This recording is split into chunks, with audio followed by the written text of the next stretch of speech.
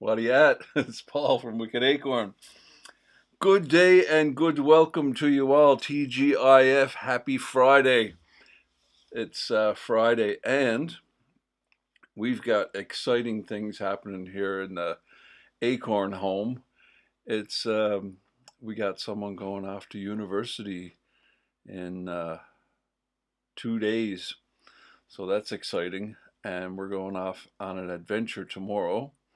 So that's going to be exciting. We're going off on probably the last family trip. These are one of those moments in life where life will never be the same again. Of course, every moment in life is like that. Every moment after now will not be the same, but there are some landmark moments in time, aren't there? Your first child going off to university, leaving the nest, so to speak. So that's an exciting thing that's happening tomorrow. Good evening, Astrex and 1, 2, 3, 4. How you doing? Uh, Today in history. What are we going to talk about today in history? I wonder. Let's see. We have, what is it? It is the 26th, isn't it? The 26th of September. And what's happening in history today? This was our last Where Is It photo, and 1, 2, 3, 4 guessed um, Ashnaban-Mersey, thinking that was the pub in Ashnaban-Mersey. And I can see that. I can see you thinking that. It does kind of look like that. And it's kind of got that vibe to it, but it's not. And I'm not going to reveal where it is quite yet. I'm going to show you our next Where Is It. So if anyone wants to continue guessing on this picture, where it is, you can keep thinking on that one. But this is the one for Monday. This is our Where Is It photo for Monday. And you'll never get this. I'll give you a clue. It's in New York State in the United States of America. So you'll never guess this one. I would never guess it. But, who knows? The other people's knowledge is mysterious. Somebody may know exactly where that is. I would never guess. I don't know if it's still there. It's a very famous person's home in New York State. No longer living person, but a person we'll be talking about on Monday. So where is that place? So today in history, we got a whole bunch, and I have even more than the photos I have today because I ran out of time putting these in. On this day in history, in 1580, we were talking about this the other day. I can't remember why. Some reason the Golden Hind and Francis Drake came up. But on this day in history, in 1580, he completed his circumnavigation of the world, sailing into Plymouth, England, aboard the Golden Hind. So I can't remember why that came up recently. The Great Plague of London. Now we're going to come back to this one, but this week in history, not specifically this day, but this week in history was the height of the Great Plague of London. 7,165 people died throughout the previous week, and deaths recorded from the disease in a single week according to official mortality bills. The devastating weekly death toll marked the height of the outbreak, which lasted from 1665 to 1666 and killed approximately a quarter of London's population. So this is in relation to today's video that we're going to watch. On this day in history, this came up, and this is really not of any interest to me, but I was curious about it. 1904, this day in history, Earl Grey is named British Governor General of Canada in 1904. Albert Grey, the fourth Earl Grey, was named the Governor General of Canada by Edward VII, serving until 1911. During his time as Governor General, the reason I looked it up was like, is he the tea guy? I wonder. He's not the tea guy. The there is a tea. There is an Earl Grey tea named after this guy. It's the green Earl Grey tea is named after this guy. But Earl Grey tea is named after his grandfather, I think. Um, but when I came across this, I was like, oh, okay, that's interesting. The gray cup, which you see there, is probably a sheriff from the Wild East. A sheriff from the Wild East. I don't know if I get you. Um, he uh, started this trophy, and this trophy is called the Grey Cup, of course. And it is a trophy that's still awarded to this day. It is the big trophy in Canadian football. Did you even know there was Canadian football? Now, it's not football like you play here. It's essentially American football. It's slightly different.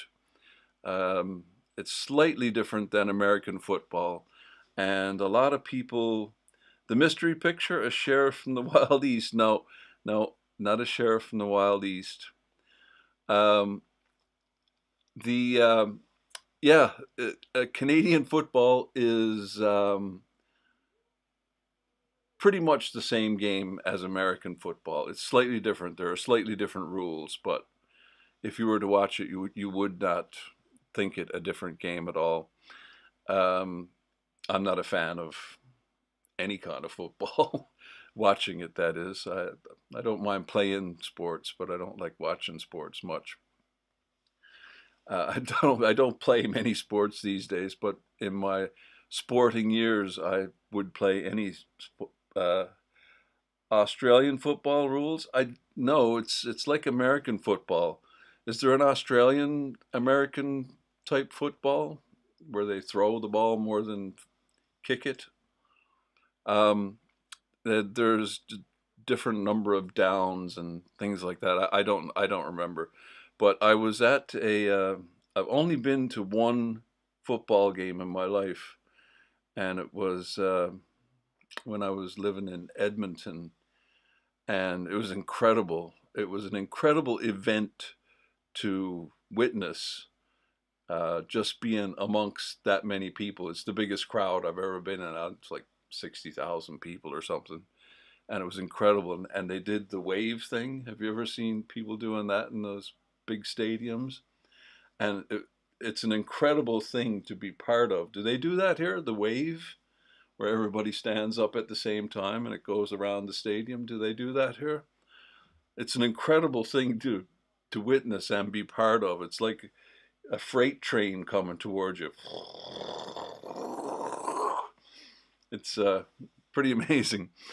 So I enjoyed the atmosphere. It was exciting, but I didn't. I have no interest in watching people play football. Canadian, your type football. Colin Jones, my wife nursed Albert Pierpoint in Southport until his demise in nursing care. Very well. Oh, wow. That's interesting. The guy we were talking about, the hangman of Lord Haha. How interesting. Wow. Yeah, he must have. I can't imagine. I cannot imagine that an occupation. It wasn't his full time job. It was. It's called a Mexican wave, is it? Um, I can't imagine that as a job, man. I can't imagine doing it. I can't. It's just. I can't imagine. He was a pub owner. He was pulling pints in his pub. That was his everyday job. And there was a story of one execution he went to perform, and the person who was supposed to be executed was, yes, guitar. Yes, I agree. Um, one execution he was going to perform was called off at the last minute, and wherever it was, he had to travel there, so a train ticket and booked a hotel, was all ready to do the execution. The execution was called off, and he got paid per execution, so he wasn't like on standby, getting a salary, you know, daily, weekly, yearly. And the only thing I can play is a record. Yes, indeed. Um, so yeah, he was on. He wasn't like getting a yearly salary or any kind of retainer or anything like that. He just got paid for performing an execution. That's it. So he didn't perform the execution because the person was got a stay of execution or whatever you call it, and he got paid a nominal fee of like £1 or something. And I can't remember what he would get usually, a lot more than £1, but he just got £1 for. He contested it, but I think that was it. He got £1 for the execution for not executing someone. But what a weird occupation. But somebody mentioned he came from a family of executioners, and he did. His father and his grandfather were also executioners. Strange family business, but there are families of morticians, aren't there? Um, yeah, so that was interesting. I had to look up this guy because I thought he might be the tea guy. I thought that might be interesting, but he's the founder of the Grey Cup, which is a big deal in Canada. It's like the Stanley Cup. Not as big as the Stanley Cup. Our thing in Canada is hockey. Also, on this day in history, this is an interesting one. September 26, 1949, a groundbreaking ceremony was held in Hollywood, Angeles, Los Angeles, you guys say, right? To begin rebuilding the famous Hollywood sign, the original Hollywood land. So originally it said Hollywood Land, and I've seen that in movies, in old movies. The original Hollywood Land sign was torn down and replaced with just Hollywood as part of a refurbishment agreement led by the Hollywood Chamber of Commerce. And it was a sign originally built in 1923, excuse me, as a temporary advertisement for a real estate development called Hollywood Land, and was never intended to be permanent. Astrax, you'll like this one. Uncle and Father, was it? Um, you'll like this one. On this day in history, Gilligan's Island first premiered. An American sitcom created and produced by Sherwood Schwartz. The show's ensemble cast features Bob Denver, Alan Hale Jr., Jim Backus, Natalie Schaefer, Tina Louise, Russell Johnson, and Dom Wells. It aired for 3 seasons. Only 3 seasons. God, it seems like there were so many more episodes. They were all the same episode, but it seems like there were more than 3 seasons on the CBS network from September 26, 1964 to April 17th, 1967. So, Asterix, Ginger or Marianne? Let us know in the chat. Ginger or Marianne? Come on, everybody. Ginger or Marianne? It's like the Beatles or the Stones. You got to pick one, right? Also on this day, the Brady Bunch premiered. I wasn't much of a Brady show watcher. I did watch it. There wasn't much else to watch except what was on the 2 channels we had. Also on this day, 1973, the Concorde completed its first non-stop transatlantic flight flying from Washington, D.C. to Paris in a record-breaking 3 hours and 33 minutes, averaging 954 miles per hour. Wow, 954 miles per hour. I didn't know it went that fast.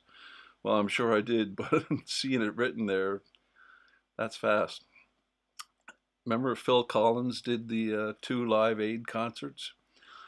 This demonstration flight carrying 32 invited passengers showcased the capabilities of the supersonic airliner, though it did not begin carrying commercial passengers until 1976. Now, I've mentioned this before, but St. John's, not St. John's, sorry, Gander, Newfoundland was the home of, I think, 2 of the Concords. And of course, you know, Concorde lives here in Manchester now, doesn't it? But 2 of the Concords were based in Gander, Newfoundland. And that was, they were doing cold weather testing. So they had it based in cold Newfoundland to do the testing of the vehicle. And my father worked in Gander at the time, and everyone in Gander was offered free flights because they had, you know, they had to have a loaded vehicle to test it. So everyone in Gander was offered free flights on the Concorde whenever they did a test flight. And my father was offered a free flight, and I guess I could have gone too. I was just a kid at the time, but he never did. He never did do it. I think he was afraid of flying, and I would have gone instantly. This day in history, what do we got? Abbey Road is released in 1969.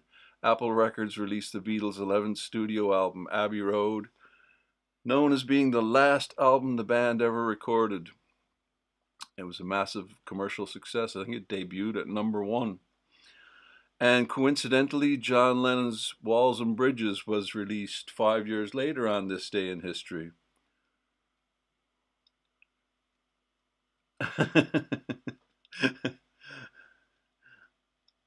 Marianne, is it? Yeah, I think so. Yeah, so Walls and Bridges came out. Not a favorite album of mine, but Number 9 Dream was on that. I never did like Whatever Gets You Through the Night. There is a great version of Whatever Gets You Through the Night before Elton John got his hands on it. It was a great song. I wish he had gone that route. But you can't argue with success. It went to #1. Another this day in history. This must be a time for television shows to debut or whatever.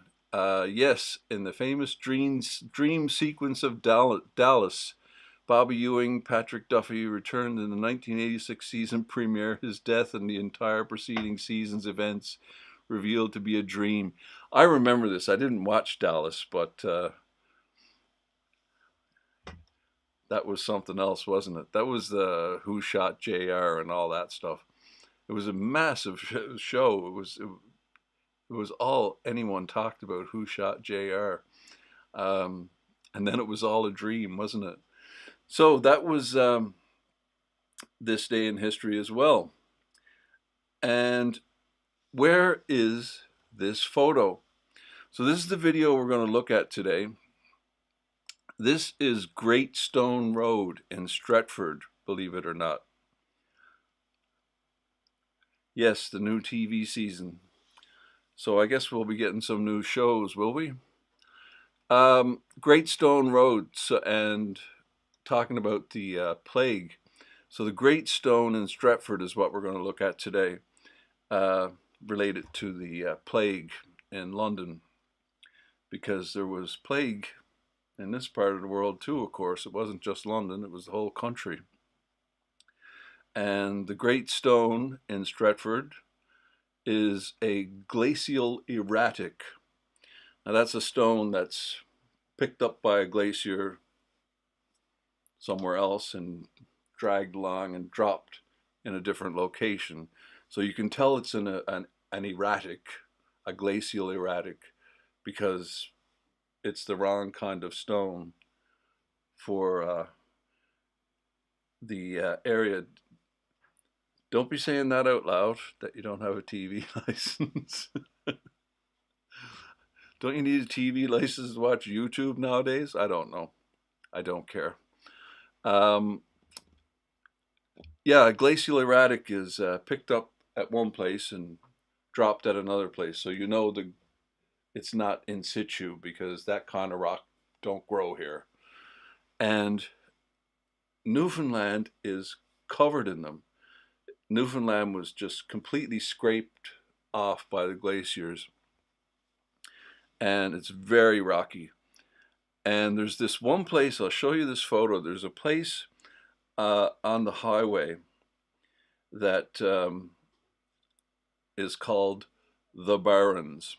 There are several places called the Barrens, but this place on the highway is called the Barrens, near Foxtrap, I think. And it is what you guys would call like a moor.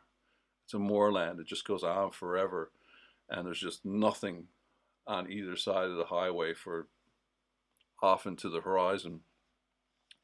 But this one place, it's covered in glacial erratics, these stones. And I was looking for a picture of it, and I don't have a picture of the landscape so you can see it. The land, it's like a moorland, but it's just peppered with these glacial erratics. I've driven by it a million times, but I never ever got out and went to look at any of them. And I found this photo today, and I'm like, oh my God, is that how big those stones are? Check this out.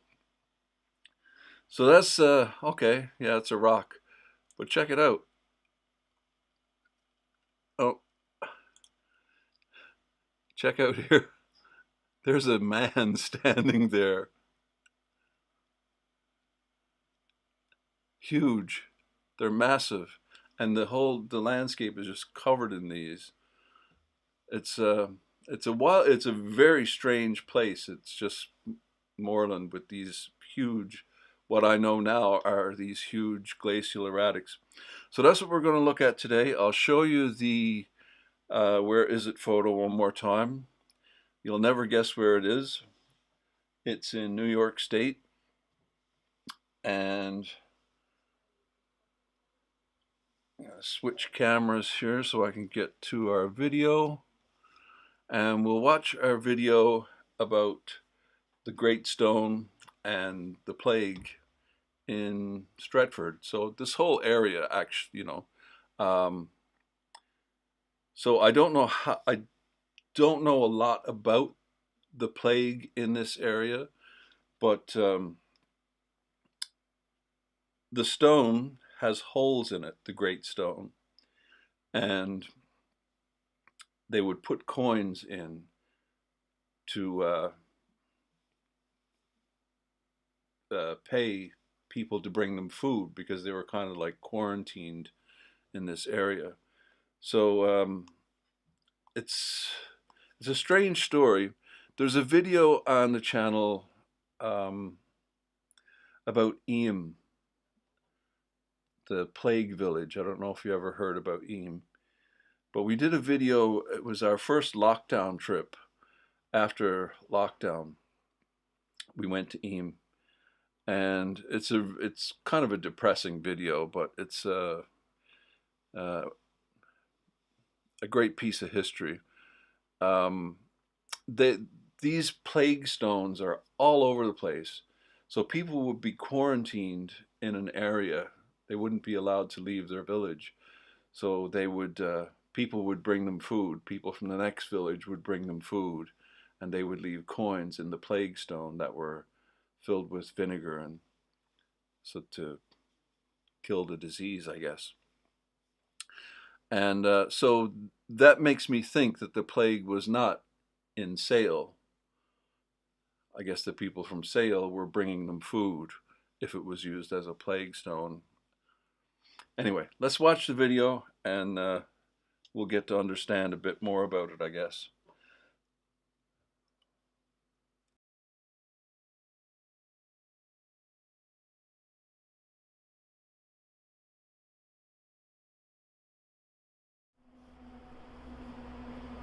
Hi, it's Paul from Wicked Acorn, and we've been exploring the bridges of Sale.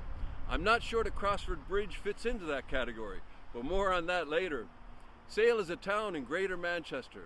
It's within the boundaries of the historic county of Cheshire. It's located on the south bank of the River Mersey. I'm on Cross Street in Sale, but if you're looking for it, it's probably best to look for the A56. The name changes several times along its length. Just behind me here it's Washway Road, and a bit further on it changes to Chester Road. I'm not sure on its original name, but Chester Road would have certainly been part of its original purpose.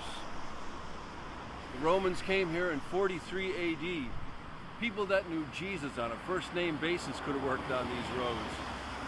This was one of the more important Roman roads. It connected the large forts in York and Chester, or should I say Eboracum et Diva Victrix, and of course the fort just down the road here at Mamucium. You may know it as Manchester, a place named... So that's a little bit of an exaggeration. The Romans didn't come here in 43 AD. It was later, it was like 78 AD. They made their way up this way. But I couldn't joke about people who knew Jesus on a first name basis building the road. Because it's true. I mean, like 43 AD, people that knew Jesus could, on a first name basis, could have worked on these roads. Maybe not in 78 AD, but maybe. At Mamucium. You may know it as Manchester. A place named with Chester in it means the Romans were there. And if you're looking for a Roman road in Britain, your first clue is a long straight road. Your second clue would be a place name with the prefix Stret, the Old English word for street. Just on the other side of our bridge is Stretford. Not only is one end of Crossford Bridge in Stretford, there's something there that may hold an important clue to the origin of the bridge's name. This is Stretford, a historic market town in Greater Manchester. It's between the River Mersey and the Manchester Ship Canal, about 4 miles southwest of Manchester city centre. It's within the boundaries of the historic county of Lancashire, the Mersey being the historic boundary between Cheshire and Lancashire. Now that'll be important later on in this story. The origin of the name Stretford is no mystery. The Old English words street and ford, a shallow place in a river or stream where you can cross. But knowing the Romans, they probably had a proper bridge here, though there's never been any evidence of it found. And I stand by that. I truly believe that the Romans had a bridge across the Mersey. I don't believe for a second that they didn't. But there's never been any evidence of it found. And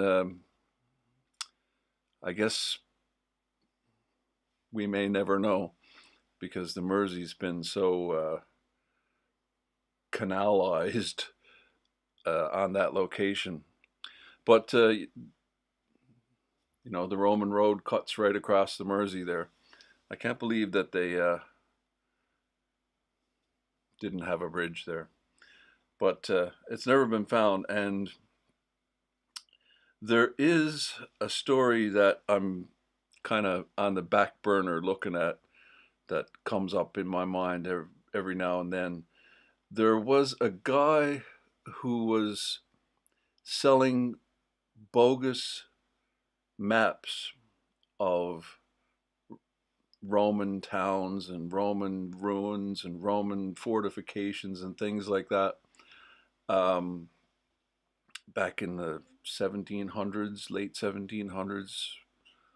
And there is a map with a fort, a fortlet next to Crossford Bridge.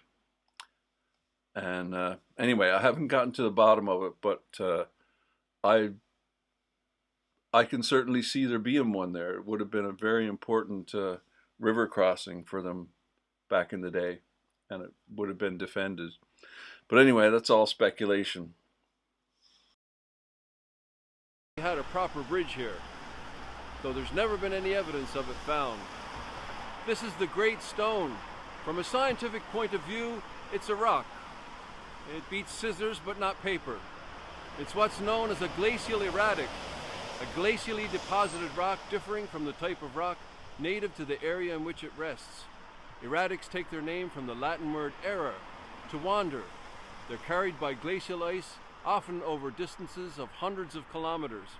Erratics can range in size from pebbles to large boulders, such as Big Rock that lies on the otherwise flat, relatively featureless surface of the Canadian prairies in Alberta.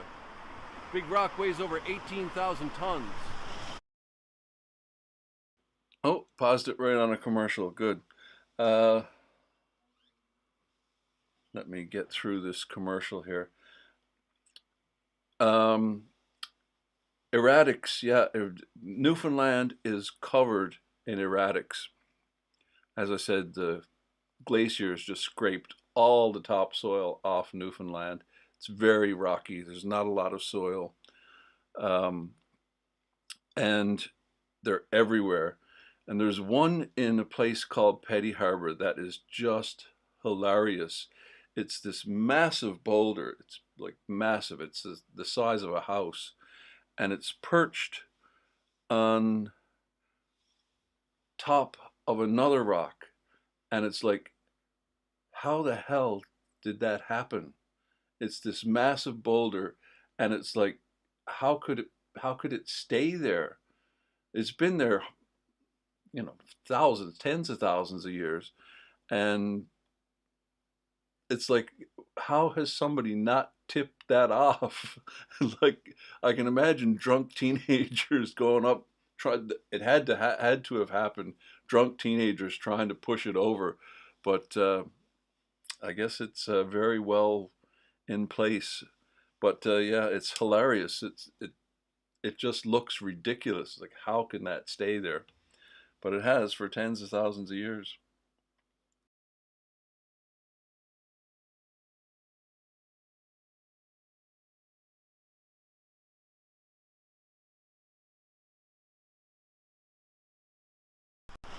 It is really difficult to appreciate the size of this stone.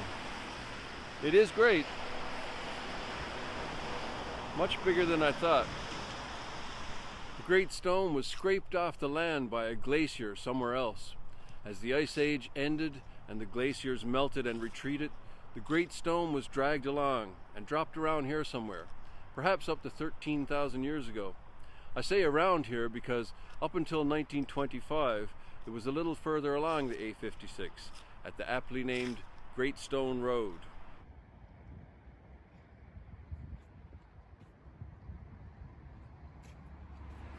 The Great Stone is at the northern entrance of the Gorse Hill Park.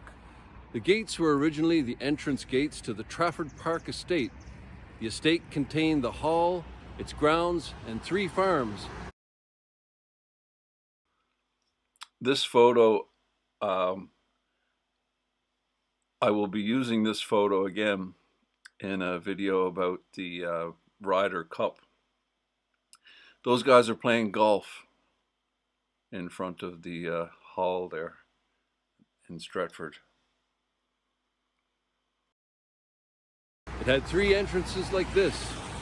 The only surviving one was moved to its present site in 1922. Not the Trafford Park we think of today, but it was the same place. Trafford Park was a beautifully timbered deer park, almost 1,200 acres of flat meadows and grasslands, and an inner park containing a tree-lined avenue leading from this entrance lodge at Barton upon Irwell. It was the ancestral estate of the de Traffords, one of the most ancient families in England, and then one of the largest landowners in Stretford. The park was a dairy farm in the 1880s and occupied the fields on either side of Chester Road. It officially opened in 1923. It's such an odd thing in this stoneless landscape. It was probably very important to the prehistoric people. It may have had religious or magical meaning to them. Stones were very important to the Stone Age people, as the name implies. They may have thought it was something left here by the gods or their ancestors. It could have marked the place where it was safe to cross the river. The Romans used it as a landmark. It does appear the Roman engineers positioned their road to pass by it, or perhaps they moved it to the roadside. You have to imagine this place as a grassland with a few trees here and there. This stone would have really stood out then. People have known about this stone for thousands of years, and it's held a special place for just as long. Make the most. Another advert. I have to get through these adverts because the last time an advert played, I got a copyright claim on the music in the advert. Ridiculous. But all I can do is try and skip through them.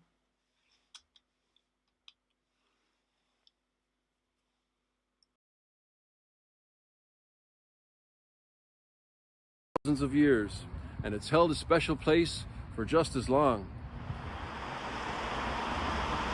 Just wanted to get in here for a little size reference. It's quite big. There are several theories about the stone. The earliest is a bit of Arthurian fantasy. Legend has it that the stone was thrown by a Saxon giant called Tarquin, who lived at the fort at Castlefield in Manchester, the holes being for his finger and thumb. He was apparently killed in a battle by Sir Lancelot. In its former location, it was gradually sinking into the earth, and it's said that on its final disappearance, the destruction of the world will ensue. So I think we're safe for a while yet. Another theory, and in fact some of the locals call it by this name, is the Plague Stone. We've talked about them before in the video about Eam. Plague visited this area several times over the centuries. One took place in 1351, 3 near the close of the 16th century, and a half dozen more times in the 17th century. To prevent the infection from spreading, the people of Stretford were confined within specific areas, marked by certain stones on the highways leading into town. The holes in the great stone were filled with holy water and vinegar to provide protection from evil and to cleanse the coins they left there.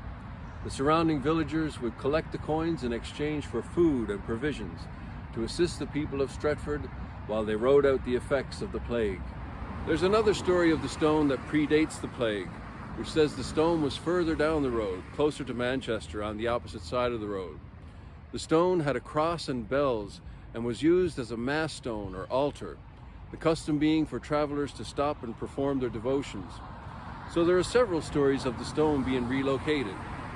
It bears a striking resemblance to the base of Robin Hood's picking rods on Mellor Moor in Stockport. The 2 columns are believed to be a later addition. This stone is thought to once have been the base of a stone cross. Likewise, the Great Stone may have been the base for a cross, located on the north side of the bridge.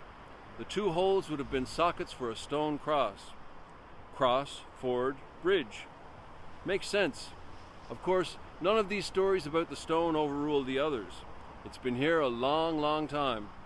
It could have been all these things, though I'm not so sure about the giant and Sir Lancelot.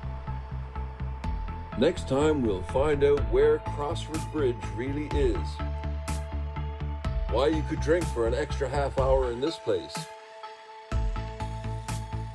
What would happen if you got picked up on the other side of the bridge? We'll do a bit more rock hunting and try to resurrect a strange old tradition.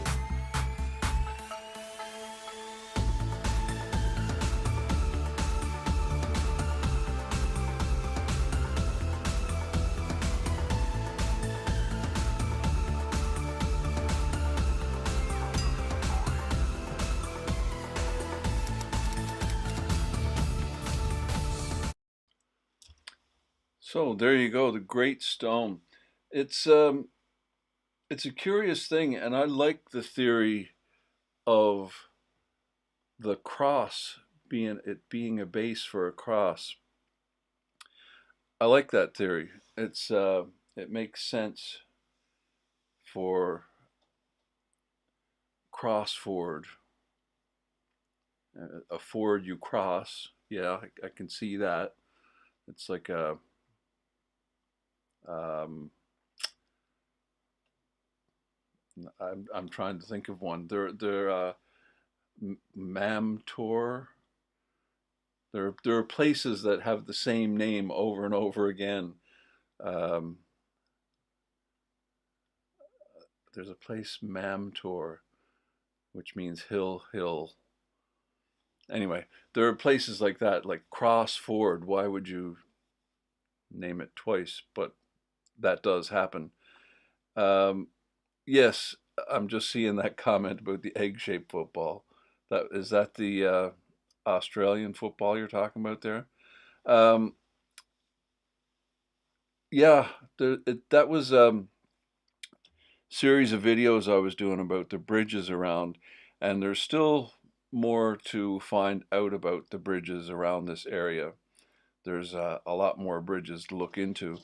Um, Crossford Bridge is recorded going back. So there's a second part to this video about Crossford Bridge, and um, I think the earliest records are back in the 1500s of an actual bridge. That's the earliest records of Crossford Bridge. Um, we were going to do one on Jackson's boat that fell apart. Um, anyway, it was a series of videos I was doing looking at bridges in the area. There's one other I have to check out because the um, the stone bridge, the which I think is probably the oldest bridge in the area.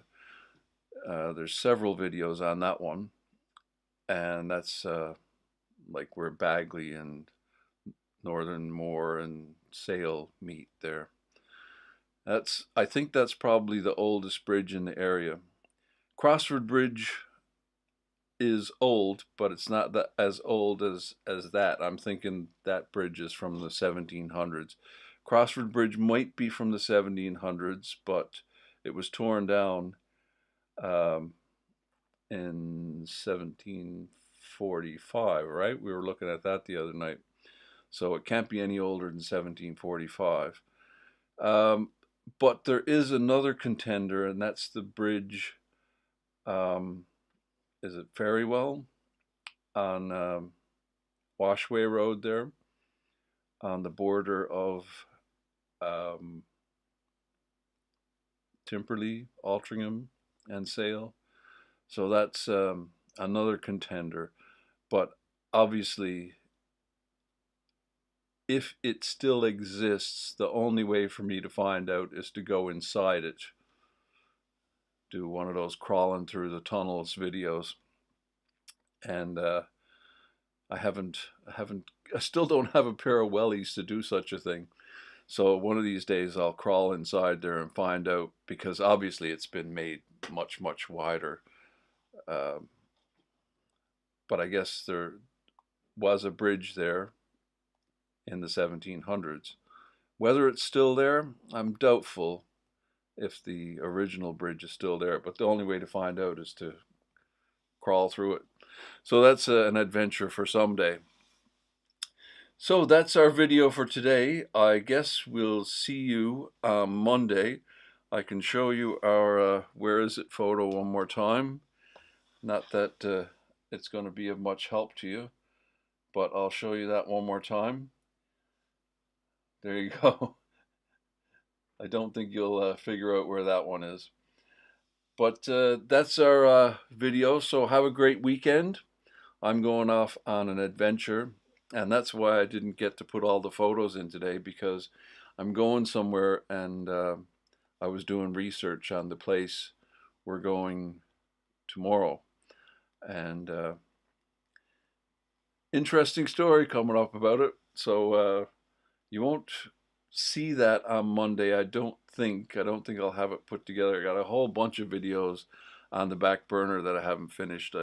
Almost got the Sail Cruising Club one done, And oh God, there's so many that I have to edit and put together that I just keep procrastinating on doing. So that's what that's going to be. It's going to be a an editing day for sure. So thanks a lot for tuning in, and we'll see you in the next one.